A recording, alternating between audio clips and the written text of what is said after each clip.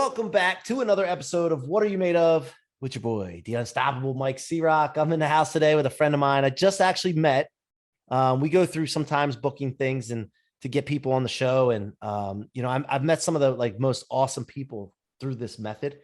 And, just talking in the green room, quote unquote, green room that we do on podcasts for about 5 minutes, I'm already can tell that this guy's going to be a friend of mine. So let me introduce you to Andrew McConnell. His story is not your typical Silicon Valley fairy tale. He was born in Birmingham, Alabama. He was raised in a neighborhood built on a former tobacco field, population 50,000.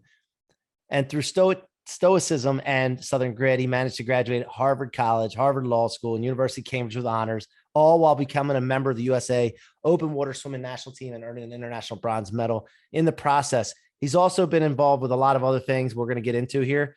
But there's one particular thing that he has gotten into, which is rented.com, right, Andrew? Is it called rented.com? Yes. Yeah, that's my company. Yeah. So wait till you hear the story about this guy. So without further ado, Andrew, welcome to the show.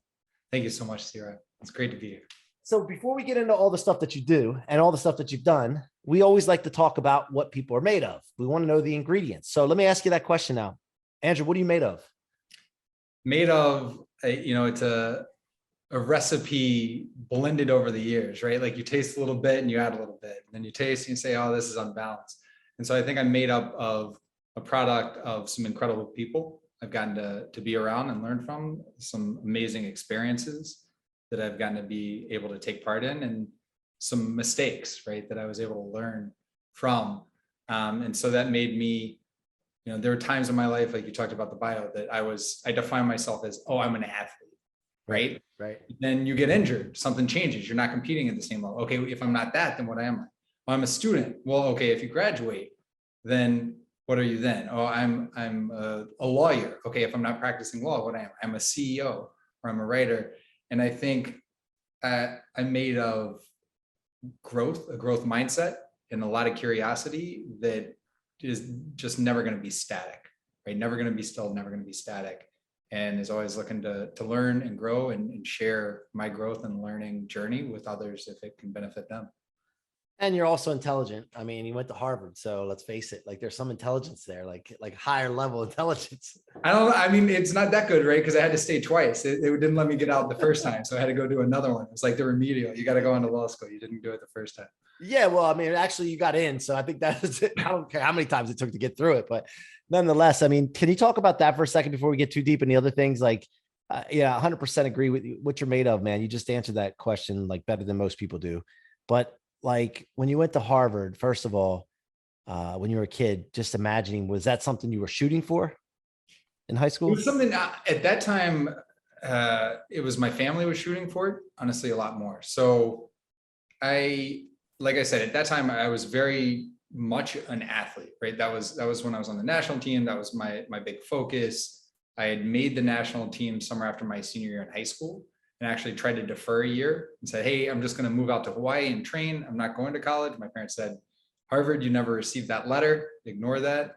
I got recruited by SEC schools, back then it was Pac-12, now Pac-10 schools. And that's where I really wanted to go and focus on my athletics and career. And my parents, sometimes teenagers and their parents butt heads, and sometimes parents are really right. And especially when I got that injury, I wasn't competing at the same level after my freshman year, I was able to refocus and really get into academics. Unfortunately, it wasn't like I was a real slacker in school or anything going in, but high school, other than being tired all the time from getting up at 5 a.m. every day and having 10 practices a week, other than being tired, the academics weren't that hard, right? I was able to get through it and, get a good SAT score, get into Harvard the first time, but I didn't focus on it the same level as once I was like, okay, well, if I'm not an athlete, if I'm not this elite level athlete, then who am I? Where can I focus? And so that really changed my perspective on a lot. Yeah, man, the identity thing, dude, that's I've been there so many times, and that's why we're this brand. I started saying, I gotta develop a brand. No matter what I do, it's never going to define me. Right. That's a label. It's a label. It's a 100%. Description, but it doesn't define you, right? You are Mike C-Roc, that. You're one of one. right? And that is the point. 100%. And I'll even go beyond that. And let's go deep a little bit for a second. So Yeah. I've been really exploring spirituality, and I grew up a Christian, but then I started like just really getting into finding out like more. I want to know more. And I started looking at other people that were mentors of mine and what they studied. And I started starting to realize like I'm actually a spirit that's not really identified as C-Roc though. So this is here while I'm here. Mm-hmm.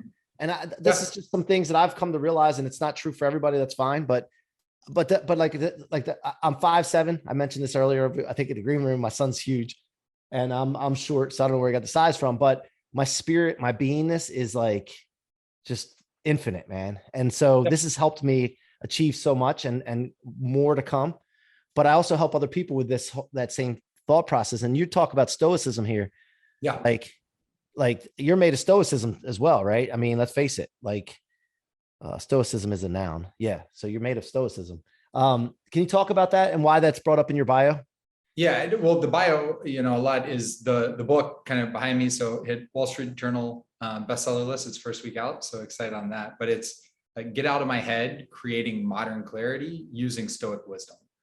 And the thing you talk about being raised a Christian, but then you realize you're a spirit, and there's this universality to all of it.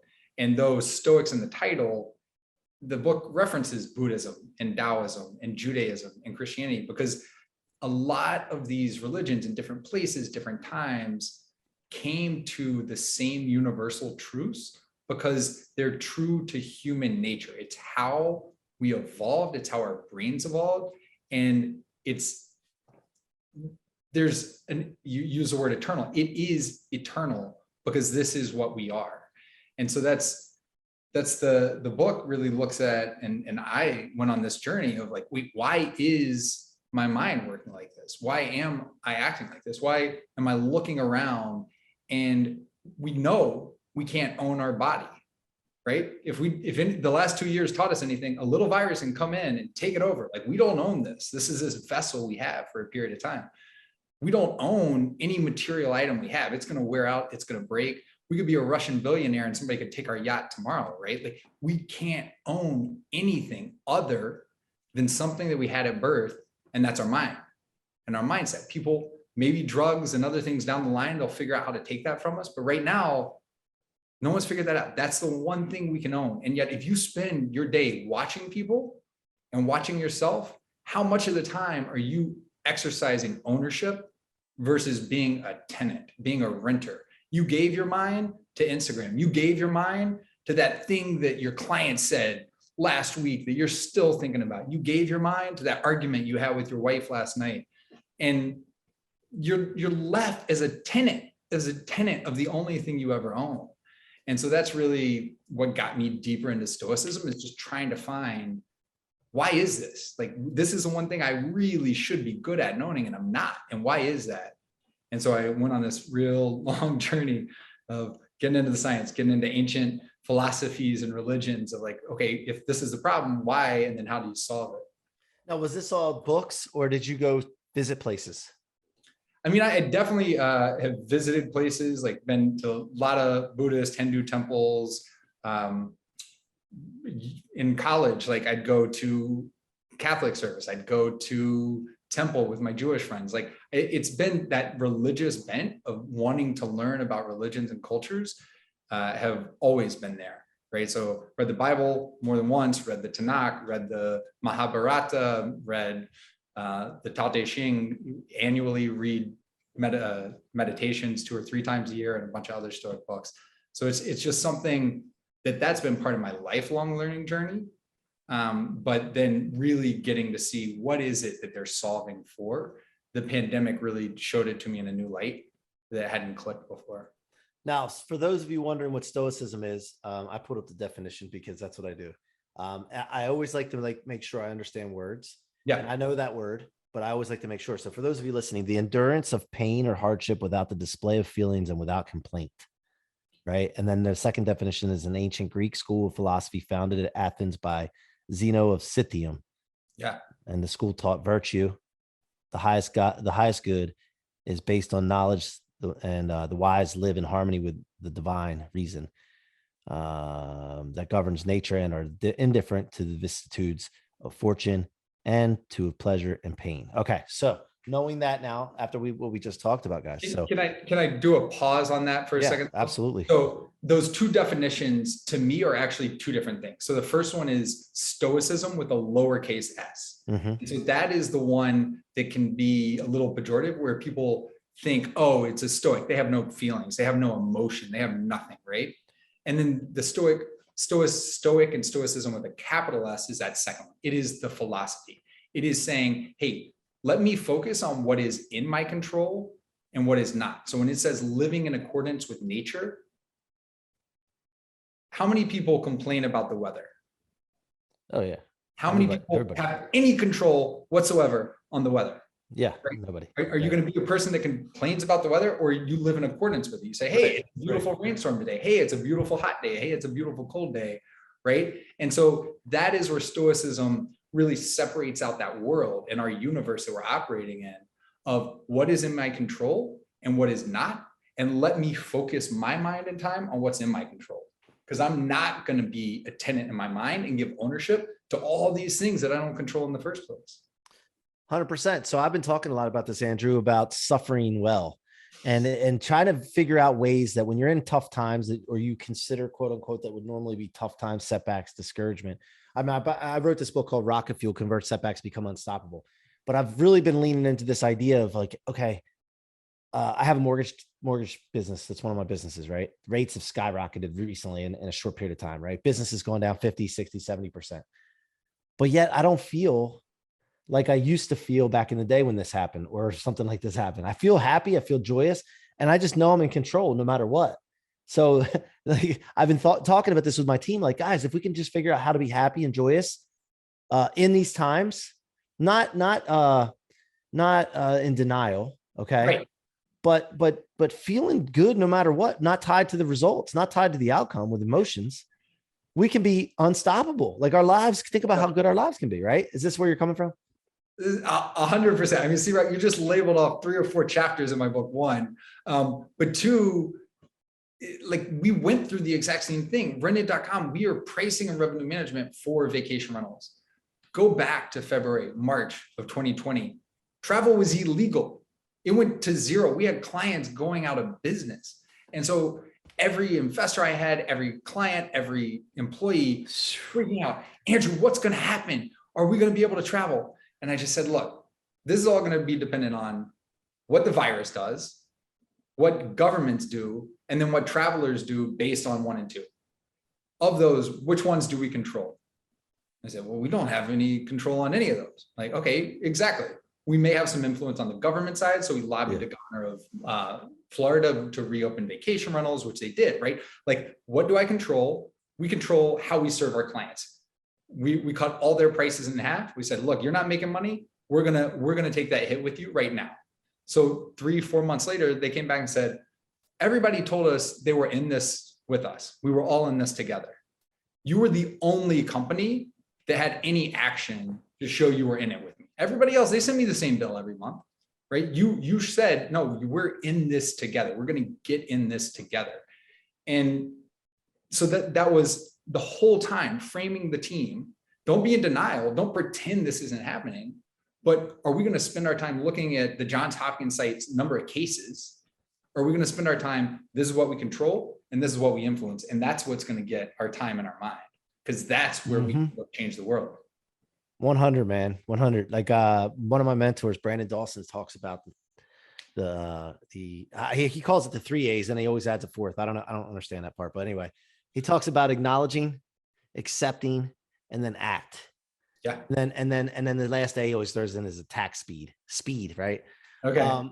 So, but that's what you're just talking about. Now, during the pandemic, when that happened to you and restaurants and other people, we're in the mortgage business at first too, and real estate too. And we're like, oh shoot, what's going to happen to us? We ended up having the best year ever in the mortgage business, right? 2020.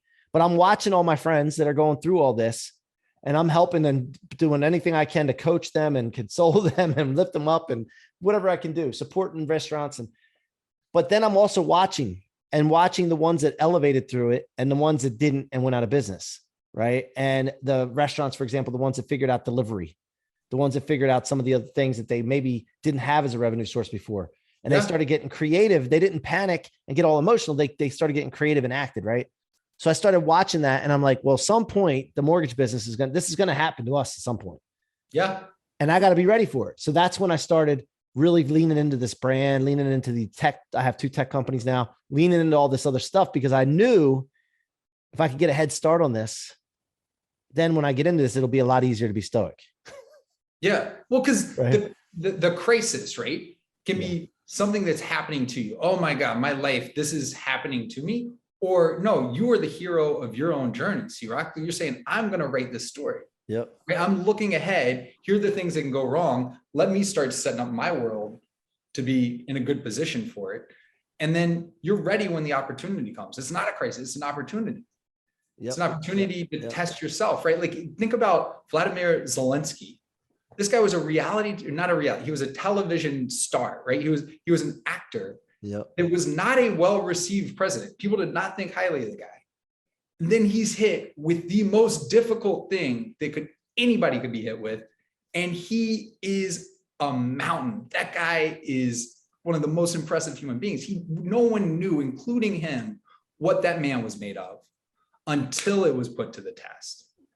And so the question is, like, is that crisis going to be something that pushes you down or something that lifts you up? And you get to decide that. Or if you let others decide, you know what the answer is going to be. 100%. So I talk about the rocket fuel law is to store everything that would stop or slow a normal human being down in your tank instead of your trunk. Most people store everything in their trunk. It weighs them down, slows them down. I store it in my tank. I teach people to store it in their tank so they can convert it into rocket fuel. Yeah. So 100% with you, man. We're in alignment. So talk about rented.com. How did you come up with that idea, or were you a co-founder with other people, or how did that all start? It's been a journey. So I started, my background, law school, did that, went to management consulting, and then started my first company in the Airbnb vacation rental space. And it was called Vacation Futures. So it was this marketplace to connect owners with professional management companies. And I would run these auctions where the companies would buy up the whole year from the owner. So the owner didn't do any work. They weren't having to deal with guests online. They didn't have fluctuating income. They knew every month I'm getting paid. I love that. Yeah. So owners loved it, right? Like, we were doubling every single month, and then we plateaued and said, okay, a couple months in, like, we're only doing 2 million a month. What happened? Like, we thought billions were the limit, right? Yeah. And said, okay, well, the issue is there are only so many companies that do this work that have the finances to do this. Like, every owner wants it, but these companies, they don't have the financial means to do it. The management companies. Right. Yeah. Right. Yeah. And so one of my frontline sales guys said, well, could we make money doing that? I said, I don't know, let's try it. So we started using our own money, where we started going to the owners and doing it. And we just started making tons of money.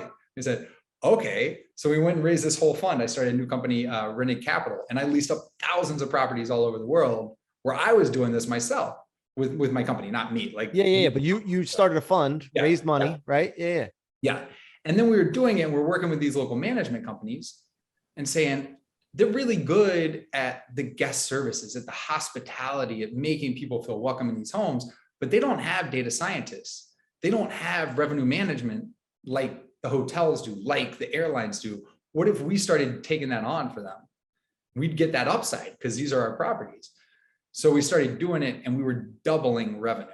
I said, whoa. So then we started rented.com right as the pandemic started, to go do this for other companies. And so we've grown almost 200% last couple of years, and just, even through some tough times, just keep going. And so now you work as the management company? We are. So we're the pricing engine behind the management company. Okay. The management company does all the on the ground services, but when they put the property into their system, we set the price that goes to Airbnb, that goes to Vrbo, that goes to booking.com, that goes to their website. So we're setting those rates. Gotcha. Okay. And so what's the vision to expand on this? Is it going to be just trying to add more and more management companies, or is there like another, what's the plan, the vision? Yeah. I mean, my meta vision, the whole reason I got in this space in the first place is, you go back to 2010, there were 6 billion available hotel bed nights. So if you added up all the hotel rooms, all the beds over the course of the year, there's 6 billion available hotel bed nights.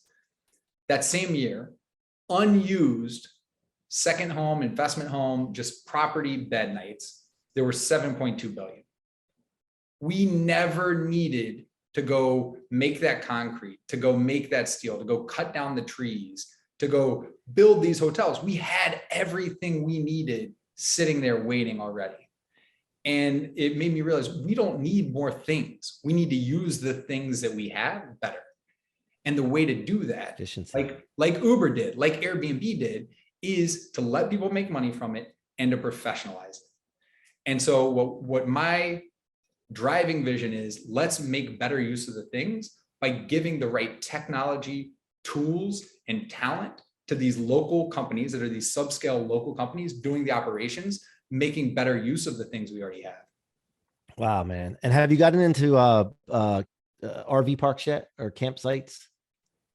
So we've been talking to, you probably know RV Share, and some of those big sharing sites like Airbnbs for RVs outdoorsy. So we're talking with them, working on that. We do some boats, we do some boutique hotels that are like small B&B type stuff. So yeah, we're like any kind of movable, rentable asset to say, hey, we could use this better. How do we use this better? And then how about the fund? What happened to the fund? Is it, you guys still doing any of that? Yeah, we had a single investor in that fund. So we sold that back to them and went and did the tech company instead. Awesome. Okay. Now I got to ask you this question because I don't do one of anything except for my wife. So I couldn't just have one tech company. I had to have a couple. So are you thinking of other tech companies to start?